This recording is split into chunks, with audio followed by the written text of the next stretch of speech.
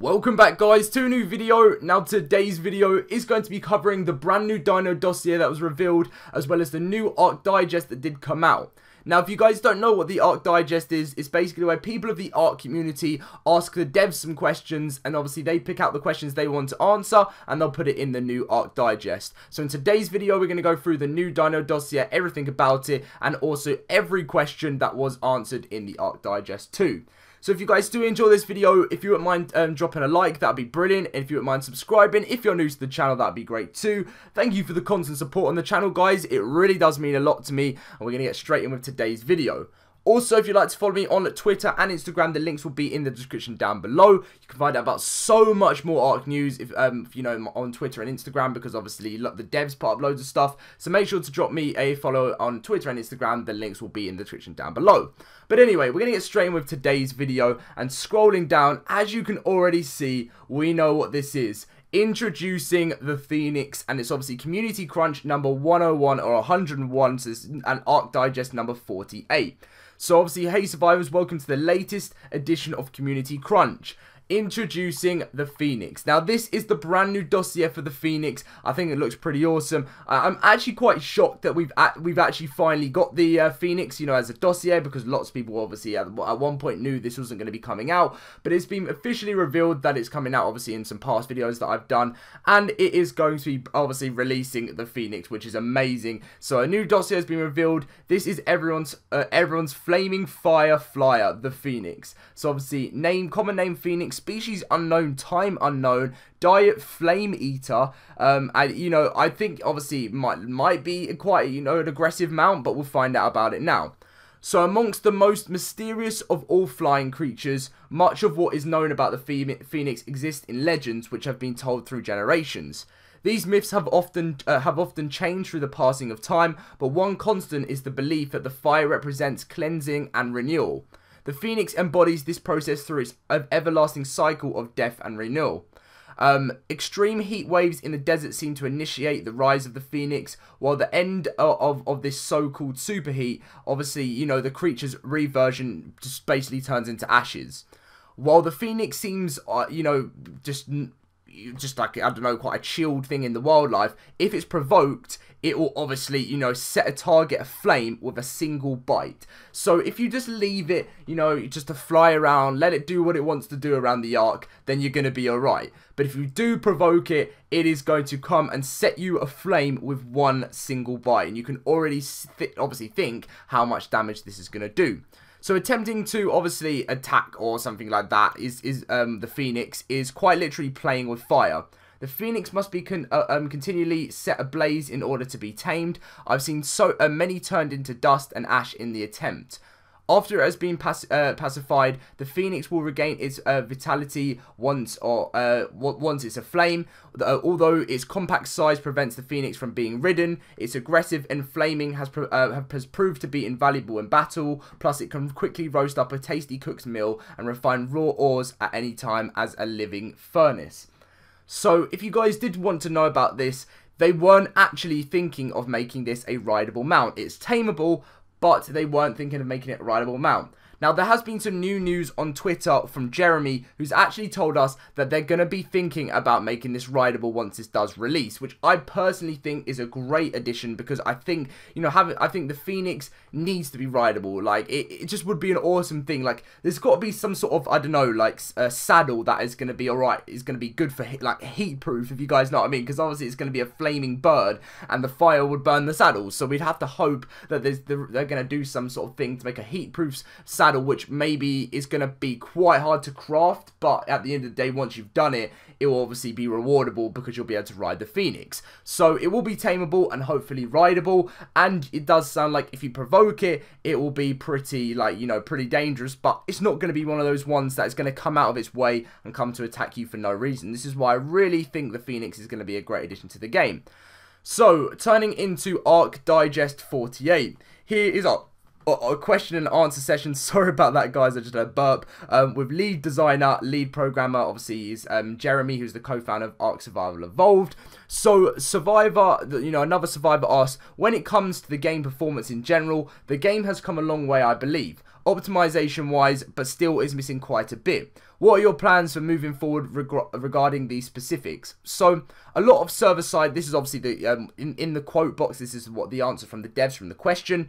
So a lot of server side work, in particular more physics threading through and more efficient networking for clients. One of the biggest areas for more potential improvement is currently is faster rendering of large bases, using instant meshes to render render hundreds of structures in a single draw call.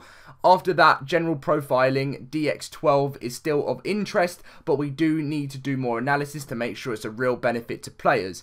The gains were small last time we checked, and the drivers were unstable, though I imagine that has improved over the past year, so we'll be taking another look at it. So that was the answer to that question. The next one was, hey Jeremy, I play a lot of single player, and I'm very happy with the changes you've made recently. However, can we get an option to remove engram point system and unlock all engrams at a certain level when we reach, obviously, you know, when we reach said level, basically? And he just put, simply, will do, easy enough. So that's going to be sorted.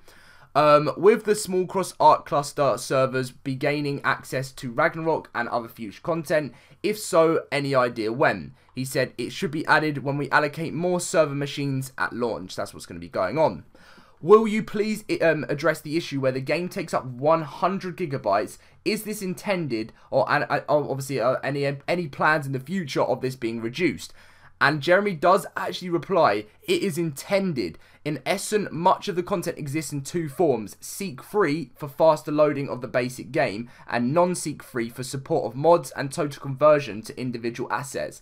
That said, there is a strong argument the non-seek-free files necessary for mods should be contained in an optional mod support DLC pack and not part of the immediate base game. We'll consider this in the days ahead. So right now, the game obviously takes up 100 gigabytes. So it's huge, guys. It's massive.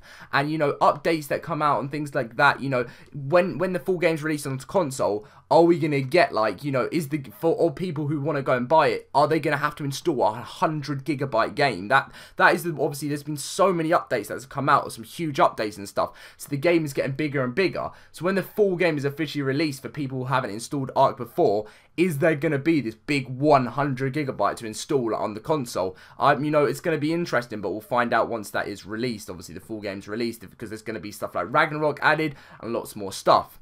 So the next question is, can we get a damage reduction on the Dragon's Fire Breath? Obviously pretty pleased with extra sprinkles on top. 25% feels a tad ridiculous, thank you. And Jeremy just replied, it shall be done. The next one is, you earlier mentioned that you were reworking the kibble tree. Will this also affect the kibbles asked for when imprinting dinos? Because kibble for imprinting, I think, is a large part of why people feel forced to have a lot of dinos together with kibbles needed for taming. And Jeremy replies, yes, we have tentative rework of the kibble tree that will be going live on the post-retail launch experimental branch for public feedback. So that was obviously replied to there. Gaming Perfection asked, can you make the tribe logs record your tame/turret kills? I find it frustrating not knowing what they've actually killed when I'm not around, and it shall be done again.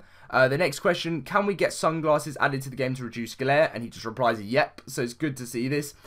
Do you plan on hiring any additional support staff? So this was just about jobs and stuff like that. And they say, yes, as we get to retail launch and beyond, more support staff is going to be needed, and we'll be getting that buffed in the coming weeks. This guy says, as a server admin, I want an option that can allow me to have full customization of taming time / resources. Any chance of having these options? You know, you asked obviously tame dino character food drain multiplier, wild dino character food drain multiplier, wild dino torpor drain multiplier, and passive tame interval multiplier. And obviously this guy said why he wants these changes, and he obviously said a big paragraph long post about why he wants the changes, and Jeremy replies, those are good and we'll get it done. So definitely they want to be adding this into the game, so this guy's going to make pretty big change for the game, so big shout out to that guy. So the next one is there any chance we'll see an option to enable NVIDIA Ansel on servers that don't care about people using it to cheat? And he said, yeah, we'll add the capacity to use Ansel if you're an admin, basically. So that was what's going on with that. Will those who have the game now in early access be able to get the physical items that come with the collector's edition, like the dossier book, without having to buy another copy of the game? So the company that manufactures and distributes the collector's edition, which is not us directly, has told when they sell out, they can manufacture more. So obviously, which is and without the game included. So they think they're close to selling out. So obviously, you know, they'll think about getting this done. So if you are someone that's already got the game and doesn't want to get the collector's edition because you've already got it, then they are looking into ideas where you know, where they can manufacture more and you can actually get the items separately, maybe in the future, which you'll obviously have to still pay for. So the next question is, Primitive Plus players have been told that load times for PC version cannot be addressed till after alpha. Now that alpha is over, what are plans to lower the 5 to 15 minute load times for this total conversion? Jeremy replies, yep, we need to do a, we need to give it a proper seek-free cook, which will then have the same load times as the base game. We'll do it soon. The problem is that it needs to be updated more often as well, but we think we can handle it. We may also provide dev kit authors with the option to do, obviously, a seek-free cook. Can console players get the option to hold back the left stick to slow down flyers? Very big here for me, as building high up can be a pain. And obviously Jeremy replies, yes, we'll add this, been on the to-do list for a while, but obviously the limited buttons available on the gamepad, what you suggest seems like a good way to go with it. So obviously to do this, obviously pull back the left stick to make slow flyers down, basically. Can we get some sort of flame-like suit, like a firefighter suit, racing driver type flame suit to fit in the modern technology of Scorched Earth? And he said, yes, a Biohazard Suit is coming. So Hazard Suit is going to be coming, is obviously to the game, which is going to be interesting. It's going to probably be like a new type of armor in the game. Obviously, you won't have, I doubt you have to put things on, maybe shoes and, or maybe the suit probably will be as normal, you know, you're just putting on like, you know, a chest plate and stuff. But, you know, it's going to be awesome to see how, you know, it's going to work together, basically. On a scale of 1 to Incredible Hulk, how much dealing with the, obviously, with the physics engine for the TEK ATV Jeeps make you rage? And he basically replied, it was interesting. In all fairness, we actually had to modify the lowest level physics code in order to make it actually work halfway decently. Hope to do more of that soon. So that's obviously what's going to be going on with the ATV. Will you guys ever implement the hive? The creatures in the dev kit looks like the giant beetle. He put after the phoenix, so that's what's going on with that. Any news related to Vulkan? Still having hopes that you guys will move over to it and ditch the idea of DX12, since it would help Linux users as well as all Windows users, not just the Windows 10 players. So he said Unreal 4's own official Vulkan integration was only like half functional when they last reviewed it a few months ago, but he's going to look into it a bit more and see if they can incorporate it into ARK. So let's be serious. The question of all questions is, why doesn't the Dodecarus gather berries like how it does? Like, how does it survive in the wild? And he basically just replies, it ought to gather berries. So that's what's going on with that. TEK, this is like a question on TEK. Is there any chance of some sort of TEK bow will be introduced into the game, as well as a TEK arrow? Who will split up these into 3 when you shoot it or something? And Jerry replies, TEK bow isn't a question of if, just a question of when. So a TEK bow looks like it could be coming into the game, which is awesome. I'd like to see how this would work. Obviously, you do have the advanced, you have the standard bow and then obviously the advanced bow. So seeing what a TEK bow in the game would be, you know, would be pretty interesting. So, he said growable cactus sap, he says, could be fun. In all seriousness, we should totally do it, and we will. Would be fun for more growable crops. So that's what's going to be going on with growable as cactus sap. And then Jeremy also, with the final question, can we get some videos showing that what the Xbox One X will look like in game? So soon the Xbox One X runs at 14440p basically. I said that so wrong, like 14. You guys know I mean, crazy high settings, 30 frames per I can't even speak, per second, using PC high settings, or 60 frames per second, and 180p using PC medium settings. Obviously they'll provide an option for high or medium modes, because obviously the Xbox One X has so much more available RAM, so it's going to look awesome. So hopefully we will see some more stuff on this very soon.